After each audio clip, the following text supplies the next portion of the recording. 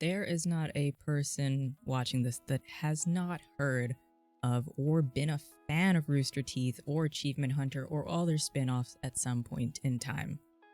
Founded back in 2003, Rooster Teeth has not only been there since the start of YouTube, but gaming content on YouTube and nerd media in general online.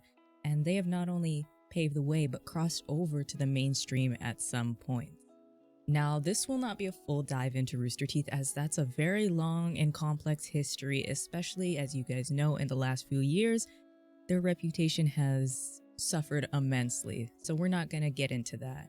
I'm going to recommend you a few videos on the verge of collapse and the rise and fall of Red v Blue, as they're really good at covering more of the topic of Rooster Teeth and their shows, and they're just really good breakdowns of the company in general, and more deep dives if you guys really want to get into it. I know the Ruby breakdowns, there's breakdowns probably for every show, but listing them would take forever, and we just don't have that kind of time today. What I'm here to do today with you guys is look at one particular game put out by Rooster Teeth Games, Vicious Circle. Now, many people would say that this game was the real sign for them that something was truly wrong within the company. On top of the animation team issues that Ruby was having, company shifts, and long-standing series like Ruby and Red v Blue facing difficult moments.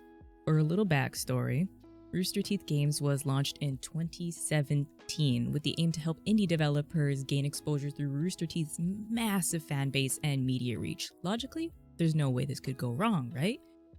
It's a perfect thing. Rooster Teeth has a massive fan base, and they have successful shows, anime, movies, and long-running podcasts and series that they have across multiple family branches within their stuff.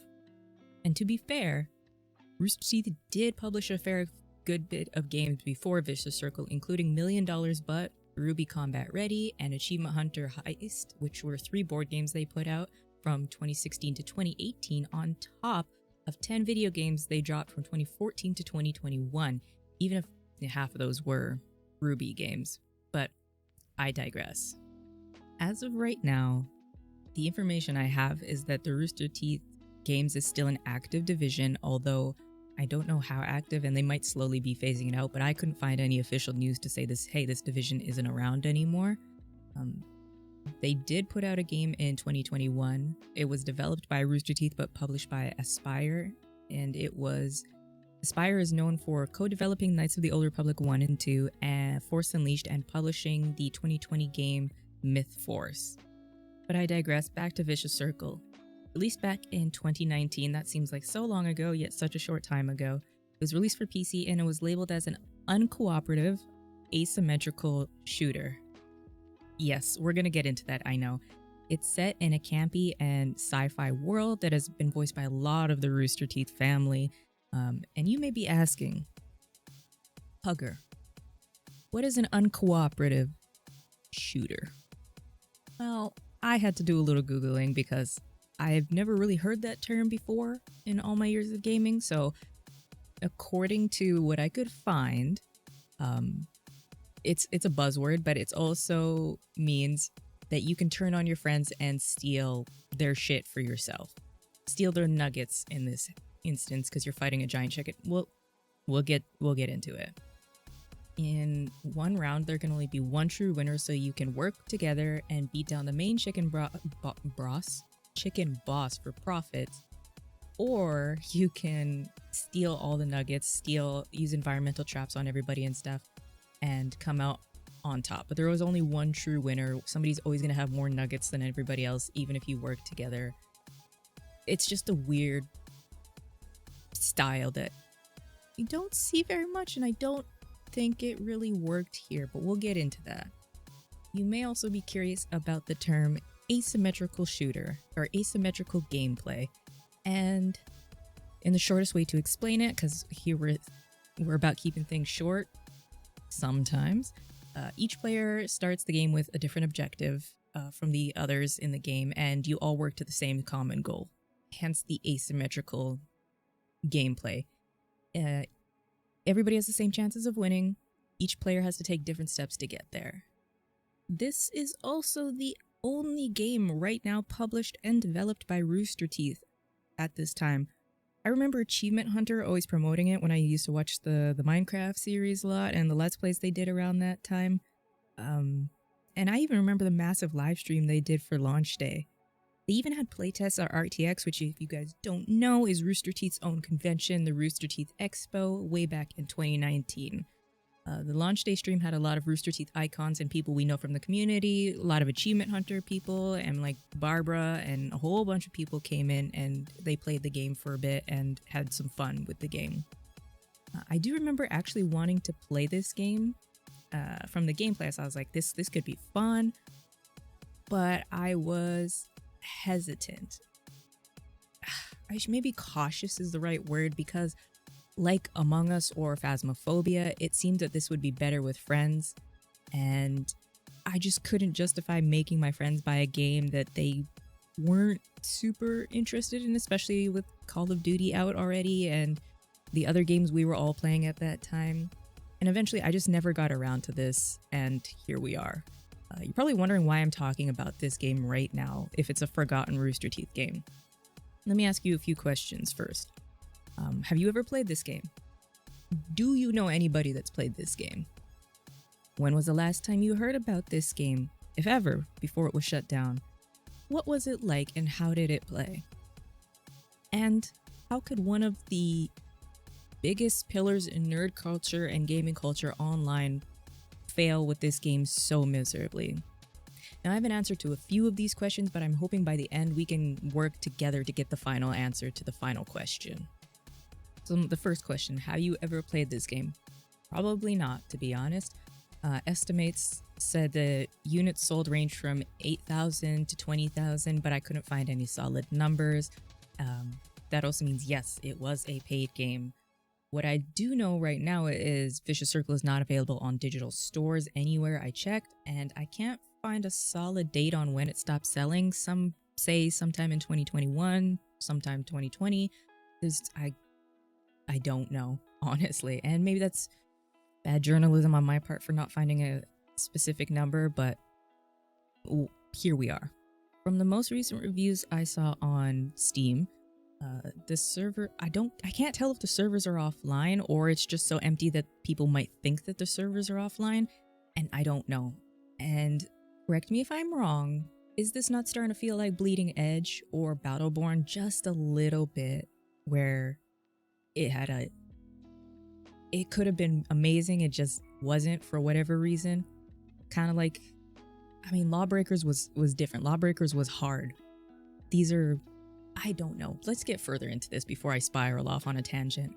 I can say I've never played it, like I stated earlier. I wanted to, never got around to it, and I'm not gonna make excuses for me because I get to review stuff, I get to play stuff early, so there's sometimes there's no excuse for me not to play things. But 2019, this was before we started level 1 gaming, before, I had more time. We saw the release of Control, Astral Chains, Pillars of Eternity, Friday the 13th the Game, Rebel Galaxy Outlaw, Superhot, Remnant from the Ashes, WoW Classic, and Man of Medan, just to name the big AAAs or triple B games that came out. I've only played 3 on this list: Control, Pillars of Eternity, and Rebel Galaxy Outlaw. Oh, and Superhot. So I played 4. Oh, I played Remnant from the Ashes too. Damn, I can't count, but that's okay. My attention was elsewhere. Instead of a shooter that had new concepts that I wasn't likely to be a super fan of. Do I know anyone who's played this? Do you know anyone who's played this? Personally, I don't know anybody who's played this, or at least admits to playing it. Aside from watching Rooster Teeth content and fellow content creators who are fans of Rooster Teeth, I don't know anybody who has played this game, honestly. When did we last hear about this game? For me, it had to be about 6 months after launch. I think there was a massive content update or something that brought it back into my sphere, but other than that, I haven't heard from it since 2019. What was Vicious Circle like, and how did it play? Well, all this information is secondhand, as you guys know. Since the game is not available anymore and I don't know anybody who's played it, I had to watch gameplay from old streams, old videos, and read old write-ups on this for the information. So on my my personal first look through, it almost reminds me of the Dark Zone in the Division games. I don't know if you guys have ever played that, or the Imperial City DLC in ESO. Not 100%, but those are like the best offhand examples I can get. Hence the uncooperative shooting brand, because in the Division you can turn on people, your friends and all that, and it's called going rogue. There's no outright way to kill players in this game, but you can mess with them for various traps, gadgets, in-world stuff that makes this the perfect game to play with friends. Literally with friends. It's like I said, Among Us are fast. I don't know how you would play it comfortably without friends.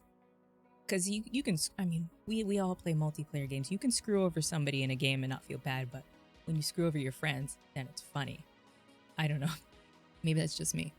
Vicious Circle also happens to feel like Battleborn or Rogue Company or Valorant. No, not just for the unlockable skins, but for the different mercenaries, characters you can pick with different skills and abilities.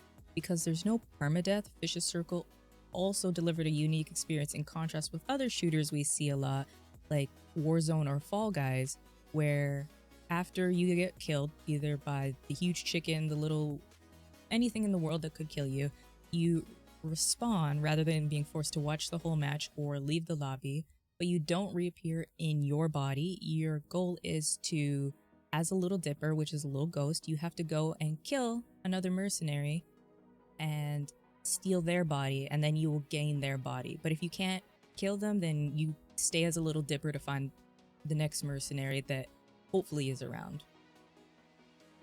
And like I mentioned, it also has asymmetrical gameplay element, which means that one player is going to be the top dog every round. And yes, this has rounds too. Think of like Dead by Daylight, or like I mentioned, the Dark Zones in the Division games. There's two players in the, if there are two players in the final region, the area will lock down since only one can leave, which will delay the victory, thereby giving a chance for the giant chicken to attack you.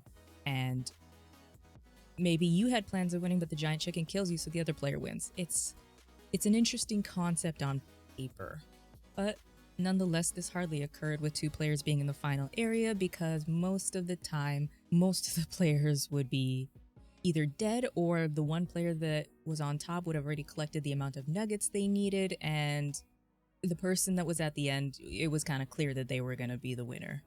The devs really said, let's try a bit of this and a bit of that and smash it all into one game, and there's a lot going on at times. And I'm never going to fault a company for trying new things. It's innovation breeds creativity, breeds all types of new games, all types of new gameplay experiences, so I'm always for it. It just didn't work out here, and that's okay, because this stuff can always be applied to a new format, a new game, a new template, maybe not a shooter, something else it can always be applied to. And games with more promotion have failed as well, like Lawbreakers and Bleeding Edge. So this game, there was nothing super fundamentally wrong with it, it just couldn't capture the market. So the big granddaddy question, how did this game fail with Rooster Teeth's backing? From what I've been able to see of this game, it was about $20 to $30 depending on your region, and it felt a lot like a free-to-play game or an early access game, and that's what a lot of the early reviews stated as well. I'm going to compare some games that are very similar to it that came out as well, not the previous games I listed, but Destiny got Shadowkeep, Apex Legends came out, Borderlands 3 dropped, Metro Exodus was finally unleashed, and The Outer Worlds was released as well. I do applaud the graphics and the general gameplay feel of the game, and I've seen that it looks fun, and for if you had your group of friends, it did look fun, and the voice acting is always stellar. Never had a problem with voice acting in Rooster Teeth production stuff, but it seems like it just couldn't capture and then keep the players it needed to be a sustainable thing. But it lasted longer than Babylon Falls. So now, before I wrap this up, I want to toss out some theories, some conspiracies, and I want y'all to tell me what you think, and if you agree with my theories or conspiracies, or if you have your own. And again, if you've ever played this game and stuff, let me know. But my first theory is Rooster Teeth was excited to make their first non-Ruby game in-house, and they hopped on a trend of a character shooter. It's possible, as we have no idea how long they worked on this game or what it even started as, if it started as a straight character shooter or if it was originally this asymmetrical game mentality. I don't know, we don't know, we may never know. Feels like they hopped on a trend because don't forget, Overwatch 1 came out in 2016 and still influences games today. We have games like Valorant because of Overwatch. I know different skills, different whatever, but my second theory is Rooster Teeth relied too much on their very vocal community that in the end couldn't support the game or wouldn't support the game like they imagined and heard that it could be supported like. This is more common than people think, actually. You see it with celebrities and musicians and actually influencers a lot of the time. People will scream for merch or for this and that, but once the product's out, half the people, if that, even buy it. And it kind of feels like this could be a contributing factor as well. Rooster Teeth's community is very vocal, and they scream and holler for a lot of things. I think once this game came out and people saw that it was essentially a early access free-to-play game for $20 to $30, the community kind of just said, nah, I'm good. I don't want to help support that. My final theory before we wrap this up is that this is less likely, but it could still be a thing, is Rooster Teeth never knew how to properly manage this game. And I know that sounds freaking weird because they're Rooster Teeth, they are pillars of the gaming community, but being a pillar of content creation is different than being a game developer. My final theory is, and this is less likely, is that Rooster Teeth never knew how to properly manage this game. And I know that sounds so weird. Rooster Teeth has major backing from mainstream media and gamers and their whole community. But managing an FPS, an online FPS, is a lot different, and there's a lot of new features and a lot of new things to maintain and a lot of things to upgrade and keep track of. Let me use Ubisoft as an example in a way. Ubisoft can cut a mean trailer. We know this. We know Ubisoft's trailers are usually stellar, great music, great cinematics, great CGI, great storytelling in the trailers, and then you get to the game and you're like, what happened? Where is this game from this trailer? And this is just talking on a surface level because Ubisoft has bigger issues that we now know of and we're gonna keep learning about, but it feels like managing an always online game, an FPS game that is competing with Destiny, that's competing with Division, competing with Call of Duty, Overwatch, it just feels like they didn't know how to manage it. But that's just like the least likely theory. But let me know what you guys think. And please let me know your thoughts on Vicious Circle. My final thoughts are, I don't blame Rooster Teeth for trying something new, as that's what they're known for. They're known for paving the way and doing amazing things for the gaming and nerd culture. Or they were, I should say, at least. And like I said, I'll never fault a company for trying something new. Ever. I will never fault a company for trying something new because that's how we get new gameplay, new stuff. That's how we got battle royales in gaming and all that. They led the way with new podcasts. They have new way of connecting gamers to media and the people that they love. But that time is long past now. It only made sense for them to try something new with this game, and Vicious Circle could have and was going to be a game changer with its newish way to play. I think they tried too many features, and eventually it turned on the game, in addition to the community just overall not really liking what was the product that was presented. But those are my thoughts and opinions on Vicious Circle and Rooster Teeth behind it. I know that was kind of like we're all over the place, but tell me what you guys think of Vicious Circle in the comment section below, and tell me what more you want to see me cover. I'm down to, cover just about anything, studio, game, and I just want to have fun. 2023, we're gonna have fun this year. But I love you guys. I'll see you in the next one. Bye, guys.